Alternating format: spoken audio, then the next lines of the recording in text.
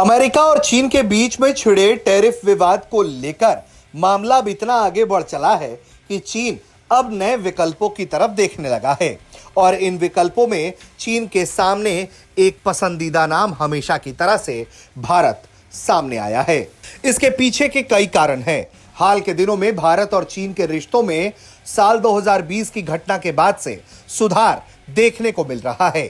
China पहले के मुकाबले ज्यादा अकड़ के जगह भारत के साथ प्रेम, भाईचारा, दोस्ती के हवाले देकर बात आगे बढ़ाना चाहता है और वहीं दूसरी तरफ भारत के साथ उसका बढ़ता ट्रेड डेफिसिट घाटा भी उसे परेशान कर रहा है कि भारत कहीं चीन के इस षड्यंत्र से आगे ना निकल जाए। और इन सब के बीच चीन भारत में निवेश करने के लिए अपनी आतुरता दिखा रहा है। इसके पीछे का एक खेल और बड़ा है।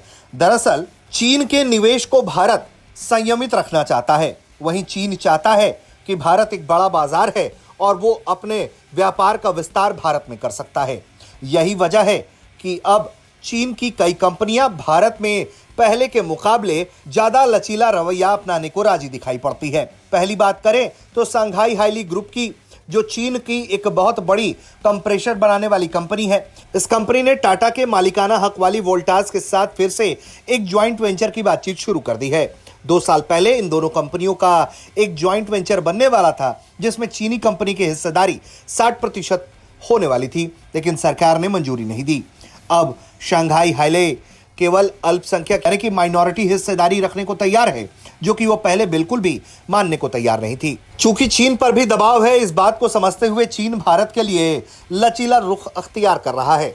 और सिर्फ यही कंपनी नहीं, इसके अलावा हायर भी उनमें से एक है जो चीन की बड़ी कंपनी है और वो पहले भारत में अपना 26% हिस्सा किसी भारतीय कंपनी को बेचने की योजना बना रही थी। लेकिन अब खबर है कि हायर अपने बिजनेस का 51 से 55% तक हिस्सा बेचने को तैयार है ताकि वो भारत में बना रह सके और निवेश भारत में बढ़ा सके।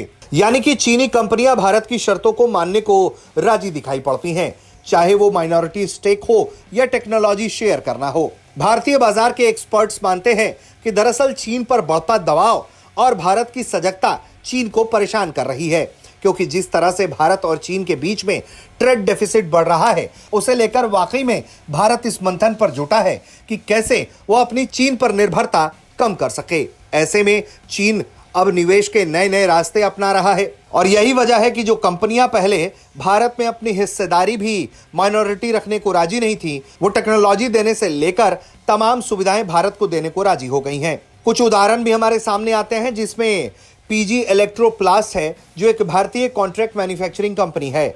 इसमें शंघाई हाइले के साथ एक तकनीकी समझौता हुआ जिसके तहत वो एसी कंप्रेसर बनाने की टेक्नोलॉजी चीन से हासिल करेगा और पुणे के पास 350 करोड़ की लागत से एक प्लांट बनाएगा जिसकी क्षमता सालाना 50 लाख यूनिट होगी। सरकार ने भी साफ कर दिया है कि वो ऐसे ज्वाइंट वेंचर को मंजूरी दे सकती है जिसमें चीनी कंपनियों की हिस्सेदारी अल्पसंख्यक हो, बोर्ड के अधिकतर सदस्य भारतीय हों और जो नई टेक्नोलॉजी या वैल्यू एडिशन लेकर आए। जाहिर तौर पर चीन के सामने ये एक बड़ी मजबूरी है, लेकिन दुनिया के बदलते हालात ने चीन को भारत के आगे घुटने टेकने पर कम से कम अभी मजबूर तो कर दिए हैं।